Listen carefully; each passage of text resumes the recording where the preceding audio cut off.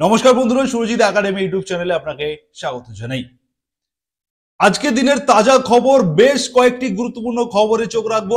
যে main stream media যেগুলো রয়েছে সেগুলোতে এই খবরগুলো কিন্তু আপনাদেরকে খুব ক্লিয়ার করে দেখাবে না বা বলবে না। এই প্রতিবেদনের মাধ্যমে আপনারা যে খবরগুলি জানতে পারবেন, প্রথমে আপনাদেরকে হেডলাইন শোনাবো এবং তারপরে আপনাদেরকে ডিটেলসে বলবো। চীন এই মুহূর্তে বিজ্ঞপ্তি জারি করেছে যে বাংলাদেশি বউ কেনা যাবে না। আবারও বলছি, চীন এই মুহূর্তে, চীনের যে গভর্নমেন্ট, চীন সরকার বিজ্ঞপ্তি জারি করে চীনের নাগরিকদের পরিষ্কার বার্তা দিয়েছে যে বাংলাদেশি বউ কেনা যাবে না। কথাটা আপনাদের শুনতে একটুখানি অন্যরকম মনে হচ্ছে, কিন্তু এটাই বাস্তব। আমি ডিটেলসে বলবো। এরপরে আপনাদেরকে বলবো যে কৃষক বন্ধু প্রকল্পের টাকা আপনারা কবে পাবেন, পিএম কিষাণ সম্মান নিধি যোজনার টাকা আপনারা কবে পেতে চলেছেন, এই খবরগুলোও থাকছে। জম্মু কাশ্মীর থেকে ভারতের প্রধানমন্ত্রী নরেন্দ্র মোদী, তিনি অপারেশন সিন্দুরের পরে প্রথমবার জম্মু কাশ্মীরে তিনি মিটিং করলেন। সেখান থেকে তিনি কি বার্তা দিয়েছেন সারা দেশবাসী, বিশ্ববাসী এবং জম্মু কাশ্মীরের মানুষদের জন্য, সেটা বলবো। এবং এই মুহূর্তে পাকিস্তান ভারতের হাতে পায়ে ধরছে, শুকিয়ে মরছে পাকিস্তান, সেই বিষয়ে আপনাদেরকে তথ্য দেব। এবং আগামী বছর বাংলাদেশের যে জাতীয় নির্বাচন, এবছর হলো না, আগামী বছর বাংলাদেশের জাতীয় নির্বাচন হবে, সেই বিষয়েও খবর থাকবে এই প্রতিবেদনের মাধ্যমে। আপনাদেরকে ওয়ান বাই ওয়ান তথ্য দিই। প্রথমত বলি যে চীন গভর্নমেন্ট তাদের নাগরিকদের নোটিশ জারি করেছে, নোটিশ দিয়েছে যে বাংলাদেশি বউ কেনা যাবে না। এই বিষয়টা আপনাদেরকে একটু ডিটেলসে বলি। চীন গভর্নমেন্টের যে মুখপাত্র, যে মিডিয়া গ্লোবাল টাইমস, সেখানে কিন্তু লেখা হয়েছে চায়না গভর্নমেন্ট তারা বিজ্ঞপ্তি দিয়ে চায়না নাগরিকদের জানিয়েছে যে বাংলাদেশি মেয়েদের বিয়ে করা যাবে না, অতএব বাংলাদেশি বউ কেনা যাবে না। অতএব এই বউ কেনা, এই কথাটা কেন বলা হচ্ছে, কারণ এই মুহূর্তে যে চায়নার যে সেক্স রেশিও, সেই সেক্স রেশিও অনুযায়ী পুরুষ সন্তান জন্মাচ্ছে বেশি এবং কন্যা সন্তান জন্মাচ্ছে কম। মানে অনেকটাই কিন্তু একটা ডিফারেন্স দেখা যাচ্ছে এই সন্তান জন্মানোর ক্ষেত্রে। সে কারণে চায়নার ছেলেরা বিয়ে করার জন্য মেয়ে পাচ্ছে না, এবং সেই কারণে এবারে বিয়ে তো সবাইকে করতে হবে, সবাই তো বিয়ে করতে চায়। তো সেই কারণে যেহেতু চায়নার ছেলেরা চায়নার মেয়েদের পাচ্ছে না বিয়ে করার জন্য, যেহেতু মেয়ে জন্মাচ্ছে কম, সে কারণে চায়না কি করছে, বাংলাদেশি মেয়েদেরকে বিয়ে করার জন্য একটা চেষ্টা চালাচ্ছে এবং বিয়ে করছেও। এবং এই বিয়ে করার জন্য কি করছে, যে চায়নার যে ভাষা এবং বাংলাদেশি যে ভাষা, এই ভাষা এতটাই ডিফারেন্স, যে কারণে কিন্তু তারা নিজেদের মধ্যে কমিউনিকেশন গড়ে তোলাটা খুব মুশকিল হচ্ছে। এই কমিউনিকেশন গড়ে তোলার জন্য তারা কি করছে, বিভিন্ন মিডিয়া এবং বা বিভিন্ন এজেন্সির সহযোগিতা নিচ্ছে, যেটাকে আমরা মধ্যস্থ বলি। সেই এজেন্সির সহযোগিতা নিয়ে চায়নার ছেলেরা কি করছে, বাংলাদেশে বিয়ে করার জন্য তারা কিন্তু এজেন্সির সহযোগিতা নিচ্ছে। এবং এজেন্সিরা কি করছে, এই বিয়ে দেওয়ার জন্য, অতএব বাংলাদেশি মেয়ের সঙ্গে চায়নার ছেলেদের বিয়ে দেওয়ার জন্য তারা কিন্তু লক্ষ লক্ষ টাকা সেই চায়নার ছেলেদের কাছ থেকে, যেহেতু চায়নায় প্রচুর ইকোনমিক কন্ডিশন অনেক বেটার, সে কারণে তাদের কাছ থেকে লক্ষ লক্ষ টাকা নিচ্ছে এবং নেওয়ার পরে সেটা স্ক্যামে পরিণত হচ্ছে। একটা যদি বিয়ে হয়, 10টা ফ্রড হয়ে যাচ্ছে।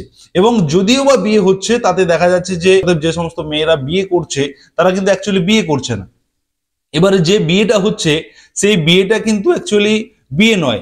বাংলাদেশি কিছু গোয়েন্দা বিভাগের কিছু মেয়েরা তারা ছলে বলে কৌশলে বিয়ে করছে, বিয়ে করে চায়নার তথ্য তারা বাংলাদেশ এবং বিদেশে পাচার করছে। এই ধরনের কর্মকাণ্ড কিন্তু বিগত কয়েক বছর ধরে ভীষণভাবে বেড়েছে। সেই কারণে চায়না গভর্নমেন্ট কি করেছে, নোটিশ জারি করেছে যে বাংলাদেশি বউ কেনা যাবে না। অতএব এইভাবে এজেন্সি মারফত টাকা দিয়ে একটা রিলেশন তৈরি করে তাদেরকে বিয়ে করা, এই যে বিষয়টা রয়েছে, এটার উপরে কিন্তু একদম কড়া হুঁশিয়ারি চায়না সরকার দিয়েছে, পরিষ্কার জানিয়ে দিয়েছে যে বিদেশি বউ কেনা যাবে না। এভাবেই কিন্তু চায়না সরকার জানিয়েছে। এবারে আমি আপনাদেরকে বলবো, যারা আমাদের বাংলার যে সমস্ত কৃষক বন্ধু যারা রয়েছেন, আপনারা কৃষক বন্ধুর টাকা পান, অর্থাৎ রাজ্য সরকারের কৃষক বন্ধুর টাকা পান এবং কেন্দ্র সরকারের পিএম কিষাণ সম্মান নিধিরও টাকা পান। আপনাদের জন্য কিন্তু গোল্ডেন মান্থ হতে চলেছে এই জুন মাস। এই জুন মাসে আপনাদের কৃষক বন্ধু প্রকল্পের প্রথম কিস্তির টাকা 2025 সালে, পিএম কিষাণ সম্মান নিধি যোজনার যে 20তম ইনস্টলমেন্টের টাকা বা এই বছরের দ্বিতীয় কিস্তির টাকা আপনাদের কিন্তু এই জুন মাসেই আসতে চলেছে। তার জন্য সরকারি দপ্তরে, সরকারি তরফে কিন্তু ভীষণভাবে তোড়জোড় চলছে যে আপনাদের অ্যাকাউন্টে কিন্তু এই জুন মাসেই আপনারা কৃষক বন্ধু এবং পিএম কিষাণের টাকা আপনারা পাবেন। তবে কবে ঢুকবে সেই বিষয়ে কোনো সরকারের তরফে কিন্তু এই মুহূর্তে কোনো ঘোষণা নেই। তবে বিশেষ সূত্রে আমাদের কাছে যে খবর রয়েছে, আপনাদের জুন মাসে 100% টাকা ঢোকার সম্ভাবনা রয়েছে কৃষক বন্ধু এবং পিএম কিষাণ উভয় স্কিমের ক্ষেত্রে। এবারে আমি আপনাদেরকে যেটা বলবো সেটা হচ্ছে যে পাকিস্তান ভারতের হাতে পায়ে ধরছে। জল চুক্তি ছিল, সেই জল চুক্তিটা আপনারা জানেন যে কাশ্মীরের সেই পেহেলগাঁও ঘটনার পর থেকে নরেন্দ্র মোদী সেই সিন্ধু যে জল চুক্তি ছিল সেই জল চুক্তিকে তারা রদ করা, ভারতের পক্ষ থেকে রদ করা হয়েছে। এই রদ করার কারণে পাকিস্তানের এই মুহূর্তে অধিকাংশ অঞ্চল শুকিয়ে গেছে, তারা চাষাবাদের জন্য জল পাচ্ছে না। এই পরিস্থিতিতে পাকিস্তান থেকে কিন্তু 4টে চিঠি এই মুহূর্তে কিন্তু দিল্লিতে পাঠানো হয়েছে, অতএব ভারতে পাঠানো হয়েছে, ভারত সরকারকে পাঠানো হয়েছে যে তারা কাকুতি মিনতি করছে, এক প্রকার হাতে পায়ে ধরছে যে তাদের এই যে সিন্ধু জল যে রদ করা হয়েছে সেই রদ যাতে তুলে নেওয়া হয়, সেটা যাতে আবার পুনরায় বিচার বিবেচনা করা হয়। দরকার হলে তারা যদি পাকিস্তানের সঙ্গে কোনো আলোচনায় বসতে চায় সেইভাবে কিন্তু তারা চিঠি দিচ্ছে। অতএব একেবারে হাতে পায়ে ধরার মতো পাকিস্তান শুকিয়ে কাঠ হয়ে যাচ্ছে এই চীন, এই যে সিন্ধু জল চুক্তি, সিন্ধু জল রদ করার কারণে। এবারে আমি আপনাদেরকে যে খবর দেব সেটা হচ্ছে যে সিন্ধুর অপারেশনের পরে নরেন্দ্র মোদী, ভারতের প্রধানমন্ত্রী, মাননীয় প্রধানমন্ত্রী নরেন্দ্র মোদী, তিনি জম্মু কাশ্মীরে মিটিং করেছেন এবং সেই মিটিং হল থেকে সেই মিটিং থেকে তিনি দেশবাসীর উদ্দেশ্যে, সারা বিশ্বের উদ্দেশ্যে এবং জম্মু কাশ্মীরের যুবকদের উদ্দেশ্যে তিনি বেশ কয়েকটি গুরুত্বপূর্ণ তথ্য, গুরুত্বপূর্ণ বার্তা তিনি দিয়েছেন। নরেন্দ্র মোদী বলেছেন যে বিগত 10 বছর ধরে ভারত বড় ধরনের ডিফেন্স এক্সপোর্ট তৈরি করেছে এবং আমাদের লক্ষ্য যে সেই ডিফেন্স এক্সপোর্টটাকে আমরা যত দ্রুত কমপ্লিট করতে পারবো বা আমাদের লক্ষ্যে পৌঁছতে পারবো, তত ভারত আগামী দিনে, ভারতের অর্থনীতি, ভারতের যে আর্থিক উন্নতি সেটা কিন্তু খুব দ্রুত ওপরের দিকে উঠতে থাকবে।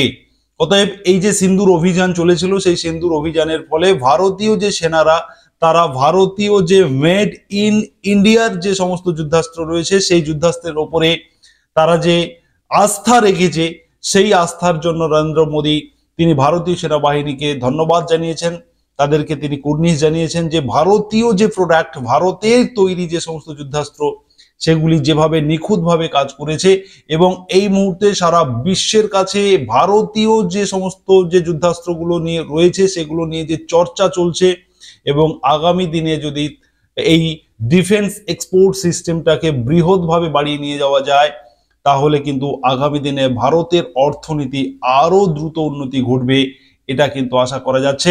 প্রধানমন্ত্রী আরো বলেন, এবছর আমরা মিশন ম্যানুফ্যাকচারিং কেন্দ্রীয় বাজেটে ঘোষণা করেছি। এর ফলে ভারতের সামরিক শক্তিতে, সামরিক গবেষণাতে, সামরিক যুদ্ধাস্ত্র তৈরিতে, সামরিক পরিষেবাতে আমরা আরো শক্তিশালী করার জন্য এই উদ্যোগ নিয়েছি। মিশন ম্যানুফ্যাকচারিং এই যে প্রকল্প বা এই যে স্কিম, এই স্কিমের জন্য জম্মু কাশ্মীরের যুবকদের এগিয়ে আসার জন্য তিনি আহ্বান জানিয়েছেন।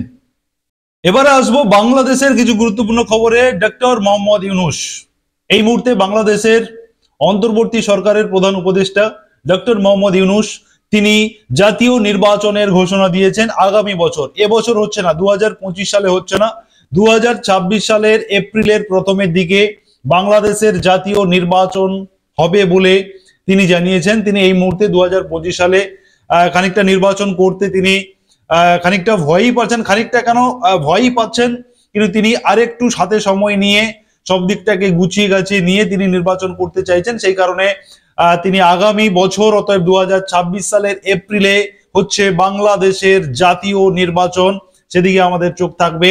এই মুহূর্তের যে বর্তমান যে সরকার রয়েছে, যে অন্তর্বর্তী সরকার রয়েছে এবং সেই সরকারের যে প্রধান রয়েছেন ডক্টর মোহাম্মদ ইউনূস, তার গদি আর থাকবে কিনা তার দিকে চোখ থাকবে এবং সে কারণে তিনি অনেকটা সময় হাতে নিয়ে 2026-এর এপ্রিল মাসে তিনি নির্বাচন করার জন্য বা নির্বাচন হবে বলে এমনটা তিনি জানিয়েছেন। এই মুহূর্তের সব থেকে তাজা খবর আপনাদেরকে শোনালাম এবং পরবর্তী আপডেটের জন্য আপনারা অপেক্ষা করবেন এবং সাবস্ক্রাইব করে সুরজিৎ একাডেমি ইউটিউব চ্যানেলের পাশে থাকবেন। ধন্যবাদ।